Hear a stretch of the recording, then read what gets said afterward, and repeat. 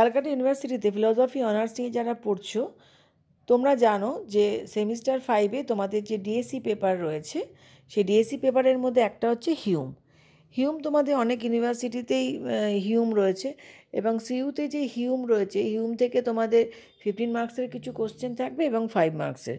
আজকে যে কোশ্চেনগুলো দিলাম এটা মেনলি 15 মার্কসেরই কোশ্চেন, তবে এর থেকেও যে ছোট ছোট পার্ট কোশ্চেন যেগুলো রয়েছে দেখো কিছু কিছু আছে যেগুলো 5 মার্কসেরও আসতে পারে।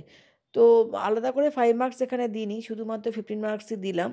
যাদের মনে হচ্ছে যে দরকার আছে তারা আমার সঙ্গে হোয়াটসঅ্যাপ করো, আমি নিশ্চয়ই তোমাদেরকে 5 মার্কসের কোশ্চেনগুলোকেও দিয়ে দেবো।